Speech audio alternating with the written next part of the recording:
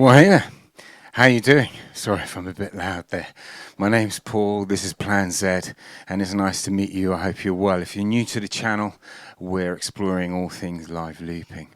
And today we're going to have a little rig run through. I'm at a point now, as of last week, where I've pretty much got the rig ready to really get on with mixing properly now.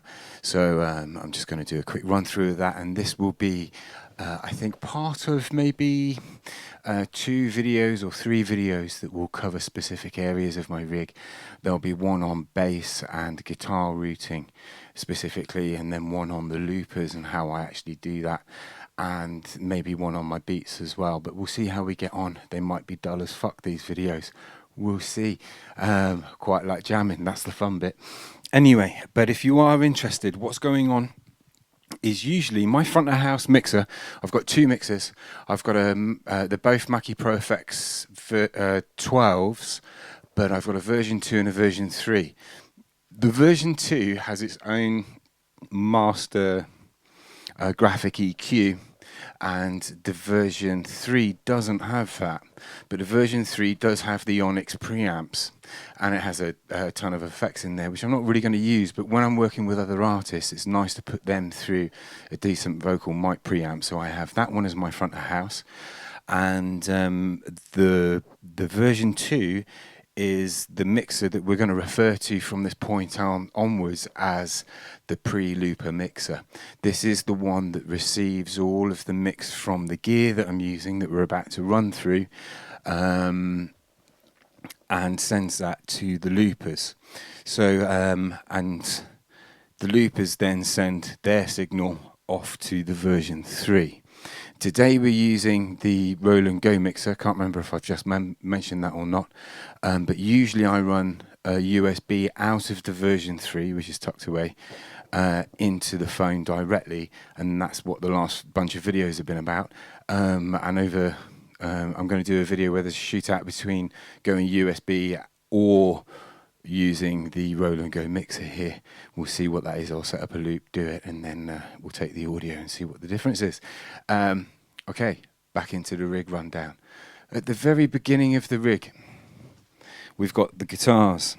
So we've got on guitar, we've got a Gibson Les Paul 1989, 1990 Studio, Les Paul Studio.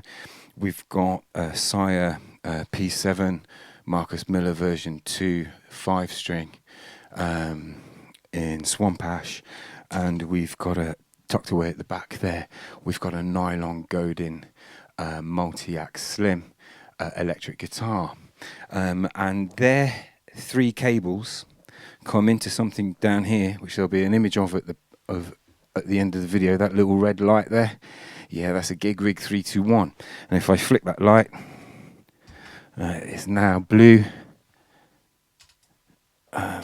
Difficult in the position I'm in with my back the way it is, and there it's green, and the green tells me I'm on the bass channel there. If it's red, it's the Les Paul. If it's blue, it's the Godin, and that selected signal travels off towards the GT1000, but it's got a bit to do before it gets there. It hits the VE500 first, and there I've got a through. I might link in some videos below in the description to videos that I reference in a minute, but I did a vocoder video yesterday or the day before, quite a nice video that sounds lovely in the end. That through is responsible for achieving that. The clean through then leaves the VE500 and goes into the HXeffects by line 6. Now this tool, I'm going to call it, is brilliant for guitarists, but if you're a DJ or a producer of some sort, and you need to produce music, and you want color effects, compressors, different ways of routing things, it's all achievable using this little box here. It's brilliant for guitarists.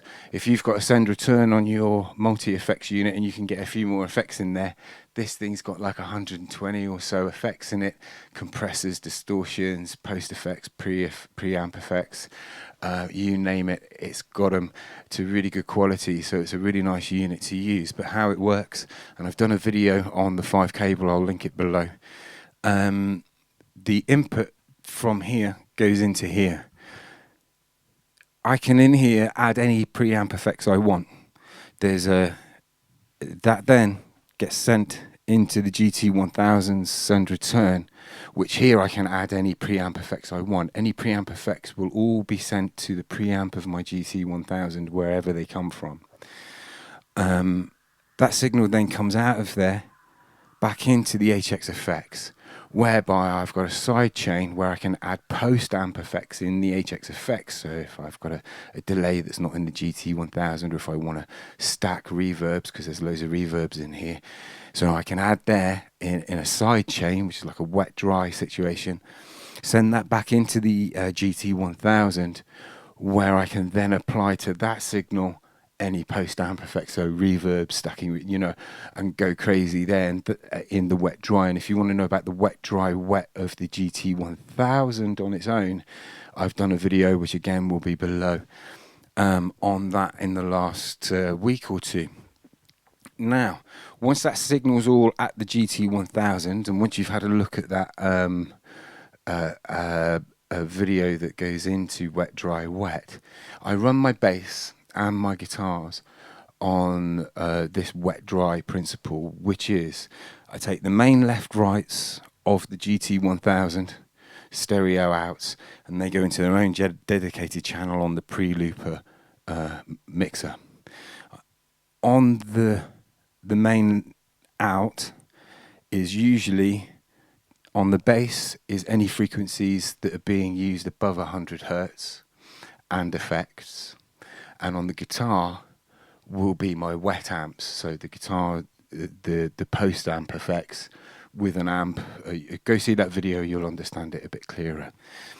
On the sub outs of the GT1000, I then have those dedicated left and right going into their own dedicated channel, again on the mixer, pre-loopers. And what's going on there is on the bass is all the frequencies below 80 Hertz. And so I've got control over the low end separately. And there is, for the guitar, the main tonal amp. So if I'm using a master amp with a JC 120 as my wet amp, the Marshall will go on the sub out. So the cleanest one, the one with less effects on it, albeit I do put effects on the guitar in the sub out through the HXeffects. I'll talk you through that in another video. Now, that's the guitar and bass all arriving into the pre-looper mixer here. The only other thing to mention is the HXeffects has got its own send returns as well, which are used in this 5-cable method between the GT1000, but I do have a spare mono send return here, so I've linked in an old BOSS GT1B bass effects pedal, and I'm going to get silly with it in a video, hopefully over the next week or two, where I dive into the bass a bit more, because it's got some great bass synths in there, and I had a bit of a jam on it last night, was really getting into that. So yeah, that's all the guitar and bass taken care of. The next thing to then talk about would be the beats. So we've got the Nord Drum 3P, which is a synth-based drum, and so all the sounds start off as a sound sample, a sound wave, which has very little tone at all, and then you manipulate that wave into your drum sound. With the hand, it's not so brilliant. You can set it up for hand. I've got it set for sticks at the moment. And on the Octapad, you've got samples, loads of different drums from all over the world, whether it's bells or as you heard there, samba snares and what have you. You've got synth basses in there, all kinds of madness going on. I did a separate video going into beats about a month or so ago. Yeah, if I get my shit together enough, that's a lot to link in here.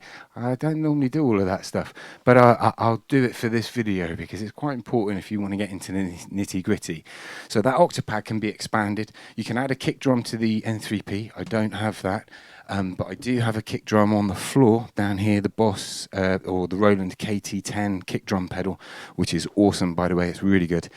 And the BT1 bar trigger at the top there, which I can add extra sounds on. Usually the kick drum is a kick drum, and usually that will be a ride, freeing up the extra pads in the octapad here.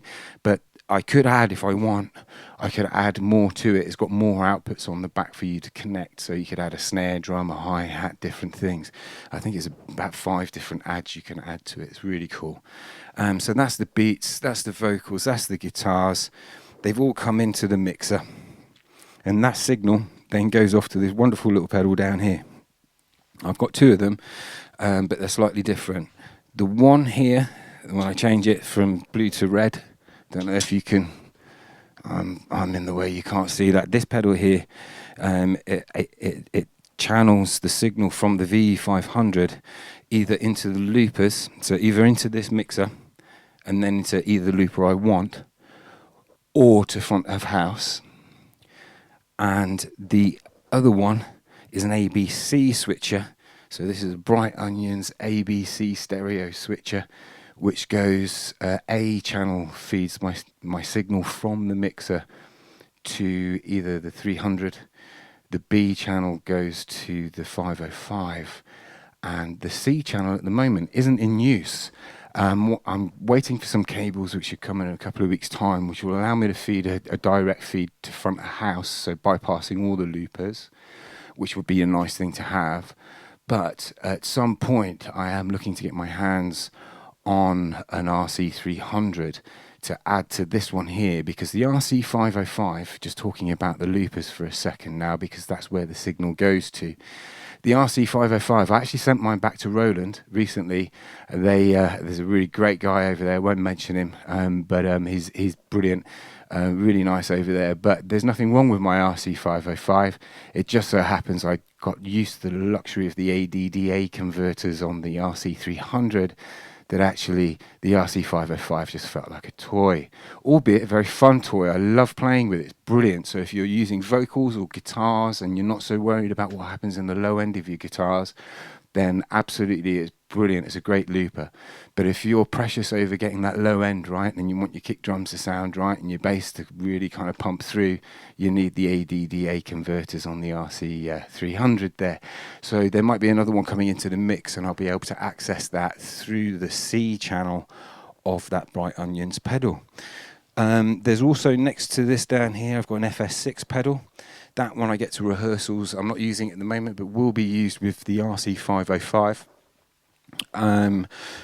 Whilst we're talking about the RC505, can I just say, if you're into RC505, beatboxing and all of that, this HXeffects would really give you something to mess with, in conjunction with this very powerful tool. So if you're a beatboxer that likes messing with your sound and your production, you can really get creative with the combination of those two. I would be doing that if I could beatbox, but I'm too clumsy with my mouth. I fuck it up all the time. I might give it a go at some point. Let's maybe throw that down as a challenge. Oh, I'm a dickhead. Why did I do that? Oh, I might have to do it now. Oh, shit. Anyway, cracking on. Let's sidetrack, and hopefully everyone, well, anyone that listens to this will forget about it. So, yeah, I will use the FS6 to control this by my feet as well as my hands. And at the back here, I've got an FS7 switcher, which takes the up and down away from the BOSS GT1000, freeing up all of the switches in the BOSS GT1000. Hopefully that was clear. And the other thing you should know about is my shakers. These are my shakers. I got 2. I got my little African nut or seed or whatever that is originally. I love it. Feels really good in the hand. Sounds really nice when it's mic'd. And here I've got an old rice, squeezy pot of rice. A squeezy pot of honey filled with, well, I've got one filled with rice and I've got one filled with lentils, I think. They're slightly different tones. Who knew, eh? Tips all the way. So hopefully that is an interesting rig rundown, or at least if you're a live looper, you found it of interest. I can't imagine anyone else would. We're a bit weird, you and me. We find this stuff fascinating, and no one else understands us. But it's okay, we can have fun doing it on our own or with others, which is the beauty of this rig. The whole idea for the strategy I've taken is that it becomes mobile. It will be 2 floor pedals, floorboard, should I say, for all the gear that's up here at the moment that will move to the floor. Sorry, I'm just remembering to tag this in. All the gear is up here because I'm mixing at the moment. I've got a bit of a problem with my back, and going to the floor all the time is a pain in the tits and quite painful. So I'm working at this level for the minute, and then when I'm ready, I'll move everything to the floor, and there'll be 2 dedicated floorboards for guitar and looping, and then this will just fold up, go into a box on wheels, and I'm off. Yeah, hopefully this has been of interest. I'll catch you in a bit. Take care.